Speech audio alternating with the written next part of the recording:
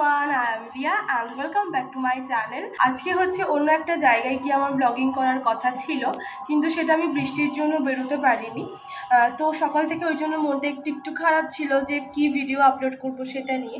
তাই ভাবলাম বিকেলের দিকে আজকে একটু বাইরে বেরোনো যাক, একটু শিবনিবাস যাওয়া যাক, যেহেতু আমার বাড়ির খুব কাছেই শিবনিবাস।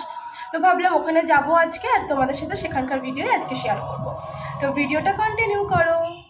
তো আমি তো এখানে রেডি হয়ে বেরিয়েও পড়েছি। আর শিবনিবাস যাওয়ার জন্য এখানে দুটো রাস্তা পড়বে, একটা হচ্ছে কাঠের ব্রিজ দিয়ে আর একটা হচ্ছে ওভারব্রিজ দিয়ে গেলে একটু ঘুর হয়ে যায়, সেই কারণে আমি কাঠের ব্রিজ দিয়ে গেছিলাম। এবার চলো মন্দিরের ভেতরটা তোমাদেরকে একটু ঘুরে দেখাই। এই সুউচ্চ মন্দিরটি রাজরাজেশ্বর নামেই পরিচিত। সাধারণ মানুষের কাছে এটি বুড়ো শিব মন্দির নামেই খ্যাত। 1754 খ্রিস্টাব্দে কৃষ্ণনগরের মহারাজা কৃষ্ণচন্দ্র তার প্রথম স্ত্রীর জন্য এই শিব মন্দিরটি তৈরি করিয়েছিলেন। এই মন্দিরটির উচ্চতা 120 ফুট।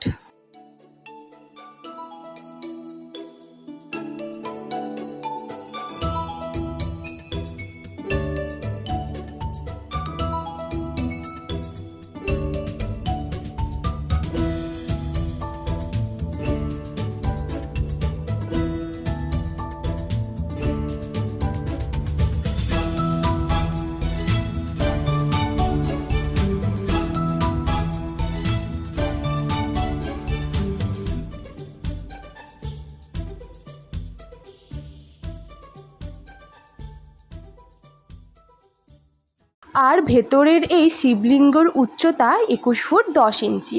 এটির নাম রাজরাজেশ্বর।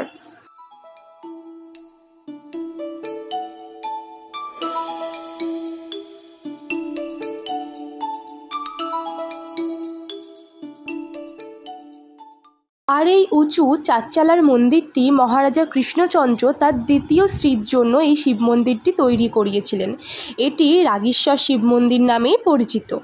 এই মন্দিরটির ভেতরে শিবলিঙ্গটির উচ্চতা 7 ফুট, তবে এই মন্দিরটি সবসময় খোলা থাকে না। আর এই পশ্চিমমুখী চারচালার মন্দিরটির নাম রামসীতার মন্দির। এর উচ্চতা 50 ফুট।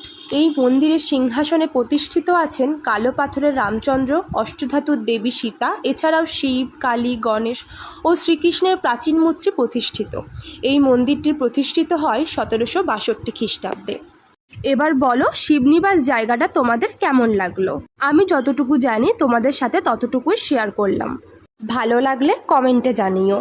এই শিব মন্দিরের পাশেই চূর্ণী রিসর্ট আছে। তোমরা যদি চাও এখানে থেকে শিবের পুজো দিতে, তাহলে কিন্তু দিতে পারো। তো চলো তোমাদেরকে ভেতরটা একটু ঘুরিয়ে দেখাই। এখানে এন্ট্রি ফিস 20 রুপিস, কিন্তু রুম ভাড়া নিলে আলাদা চার্জেস।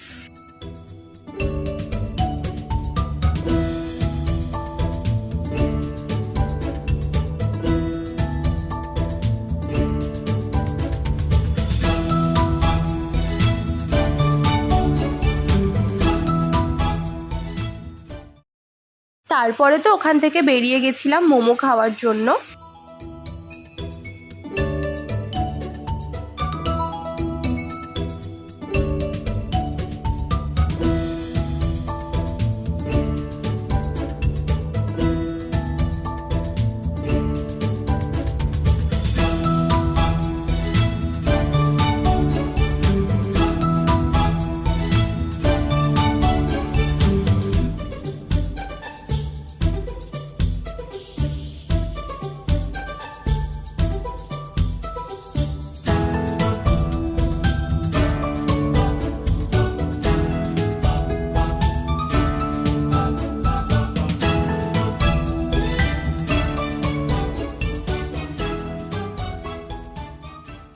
তারপরে তো মোমো খাওয়ার পরে আমি চলে গেছিলাম বিরিয়ানি আনতে।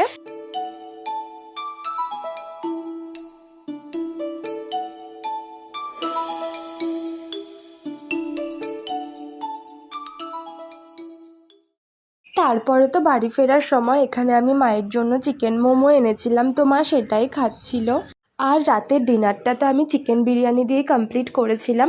আজকের ভিডিওটা এতটুকুই। দেখা হচ্ছে নেক্সট কোনো ভিডিওতে। So tata guys.